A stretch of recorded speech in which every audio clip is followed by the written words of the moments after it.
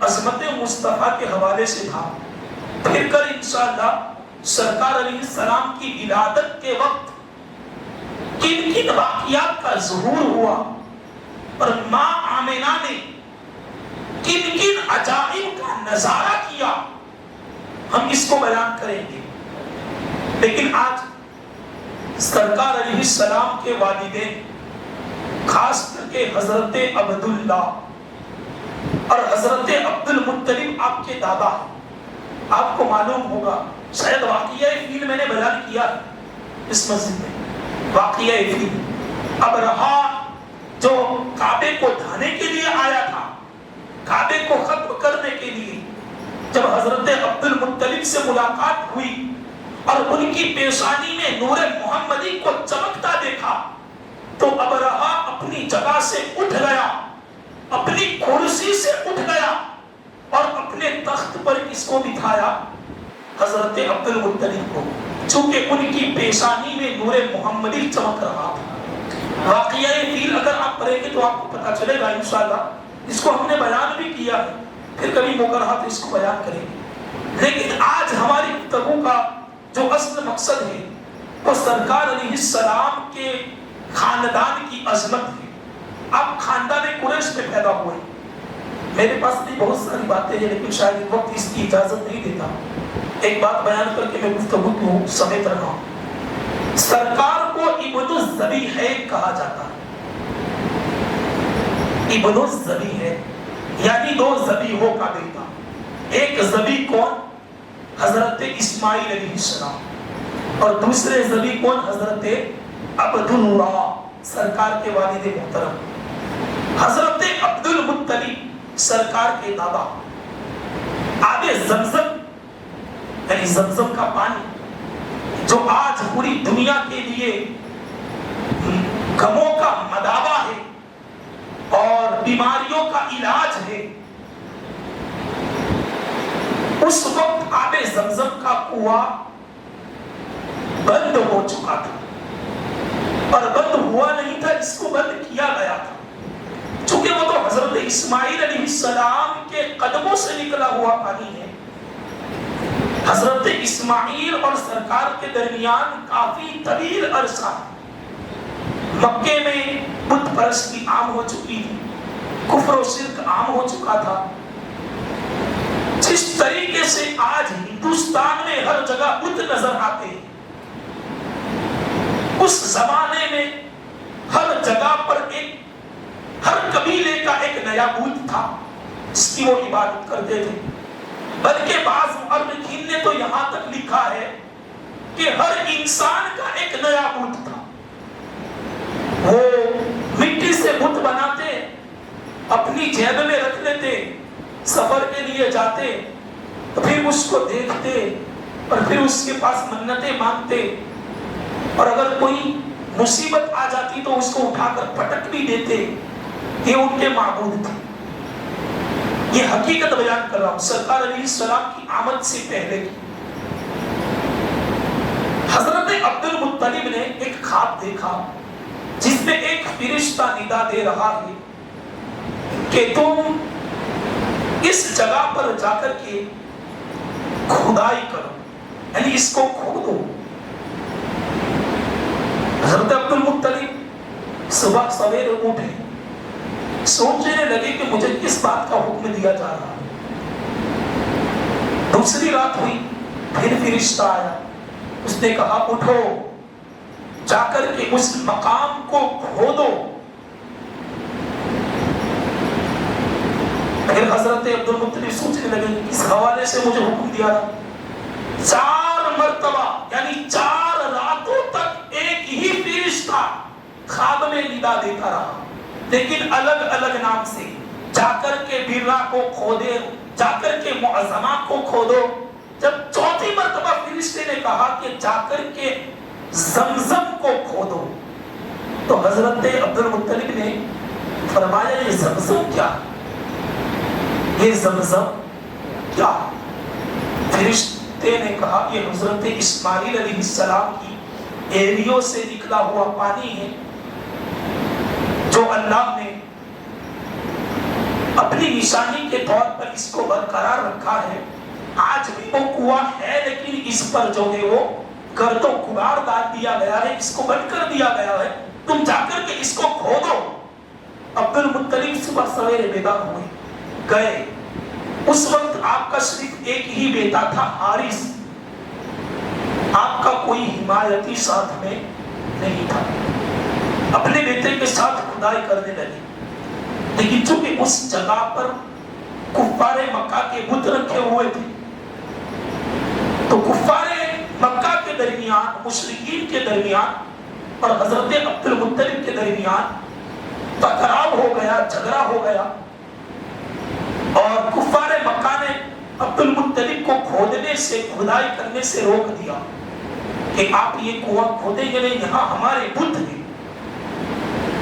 اس وقت حضرت عبد المطلب نے رب کی بارگاہ میں یہ منت لی کہ مولا میں تنہا ہوں, میرا ساتھ دینے والا کوئی نہیں, میرا صرف ایک ہی بیٹا ہے. مشرکین مکہ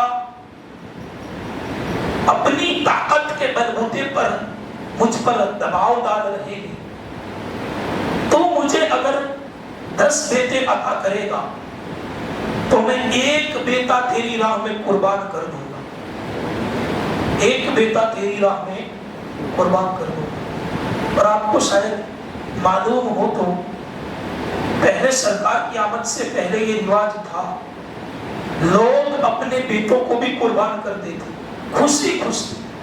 اگر پانی نہیں بہ رہا ہے تو لوگ جا کر کے بیٹے کی قربانی دیتے. حضرت فاروق اعظم کے زمانے کا واقعہ سنا ہوگا, انشاءاللہ کبھی بیان ہوگا. میں ایک بیٹا تیری راہ میں قربان کر دوں گا اگر تو مجھے 10 بیٹے عطا کرے گا. اور میری نیت یہی ہے کہ ان 10 بیٹوں کو جمع کر کے پھر میں تیرے حکم پر اس جگہ کی کھدائی کروں جس کا مجھے حکم ہو رہا ہے. اللہ نے حضرت عبد المطلب کو ان کی خواہش اور ان کی آرزو کے مطابق 10 بیٹے عطا کیے. کہو سبحان اللہ. کتنے بیٹے عطا کیے؟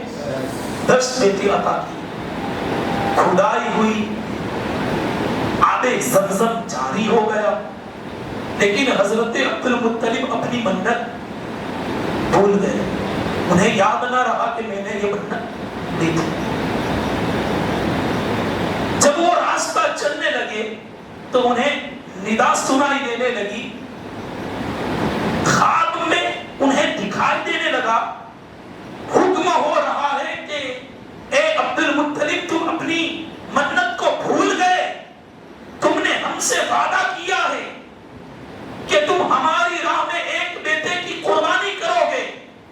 صبح ہوئی, بیدار ہوئے, اٹھے اور اپنے 10 بیٹوں کو جمع کیا اور فرمایا اے میرے بیٹوں, میں نے یہ منت لی تھی کہ تم 10 میں سے کسی ایک کو میں قربان کر دوں گا, اس لیے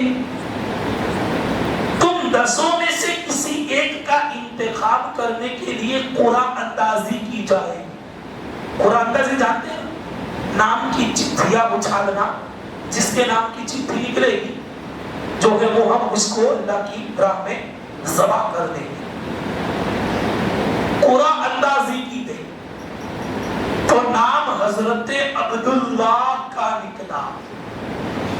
کہو سبحان اللہ. اس کا نام نکلا حضرت عبداللہ کا. اور اسی حضرت عبداللہ کی پشت میں اور ان کی پیشانی میں اللہ نے اپنے محبوب کے نور کو پنہا رکھا تھا. یہی وہ عبداللہ, سب سے چھوٹے بیٹے حضرت عبداللہ, اتنے حسین و جمیل کہ مکے کی عورتیں ان پر فدا تھی. بلکہ آئندہ کل کی نشست میں شاید آپ سنیں گے کہ جب حضرت عبداللہ نے شادی کی تو اس وقت 200 عورتوں نے اس بات کا عہد لیا کہ ہم زندگی پر شادی نہیں کریں گے, ہم شادی نہیں کریں گے, چونکہ ہم کو شادی عبداللہ سے کرنی تھی.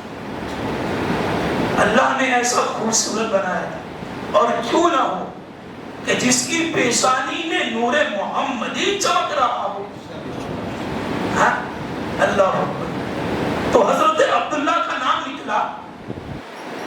حضرت عبد المطلب انہیں قربان کرنے کے لیے تیار ہو گئے. چونکہ چھوٹے بیٹے تھے لیکن ہر ایک کو ان سے پیار تھا.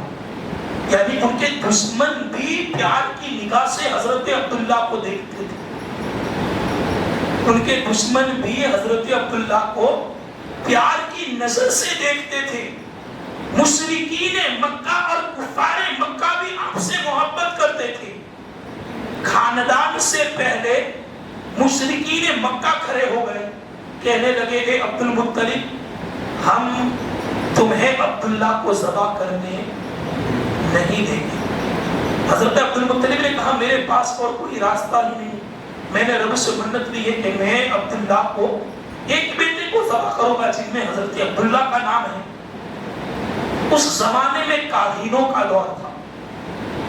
کاہینوں اب جانتے ہیں نا جو آنے والی چیزوں کو نجومی اور کاہین جو ستاروں کو دیکھ کر کے اور ناپاک علم کے ذریعے سے سب کچھ جان لیتے ہیں اور بتا دیتے ہیں.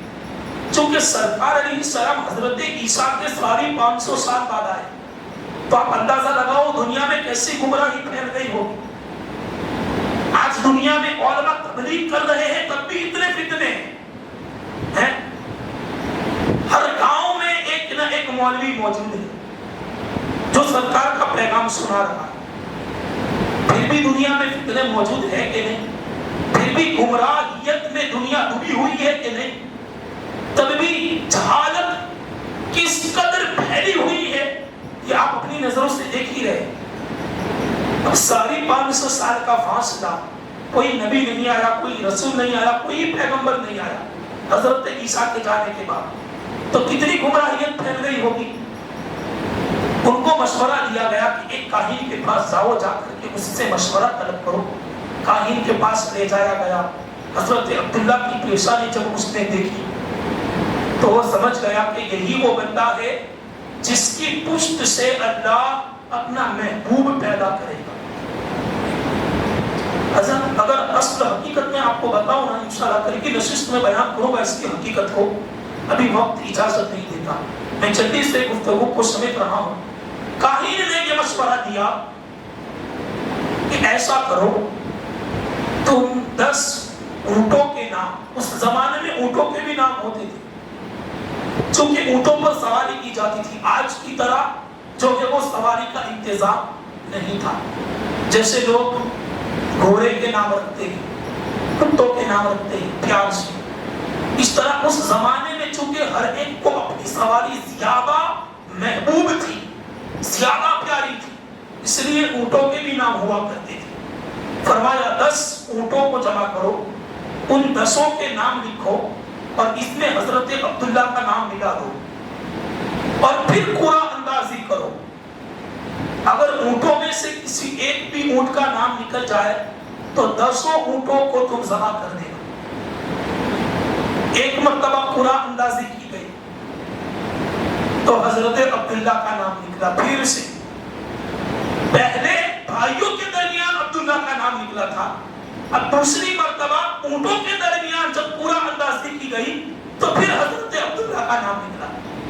کاہن نے کہا جب تک اونٹوں کا نام نہیں نکلتا اس وقت تک قرآن اندازی کی جائے.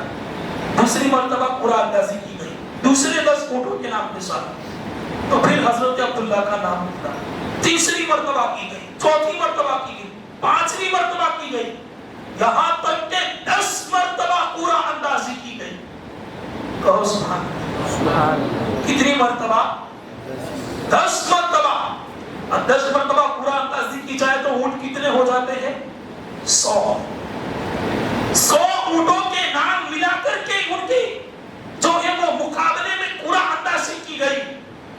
لیکن جب مکمل 100 اونٹ ہو گئے تب جا کر کے پھر اونٹ کا نام نکلا. 10 مرتبہ حضرت عبداللہ کا نام نکلا. تو پھر حضرت عبد المطلب نے ان 100 اونٹوں کو اللہ کی راہ میں ذبح کر دیا. کتنے اونٹوں کو؟ 100 اونٹوں کو. اور اس زمانے میں اونٹ کی قیمت بھی اتنی ہی تھی, سواریوں کی قیمت بھی بہت زیادہ تھی. 100 اونٹوں کو قربان کر دیا اور ان تمام کا گوشت آپ نے غریبوں میں اور فقراؤں میں تقسیم کر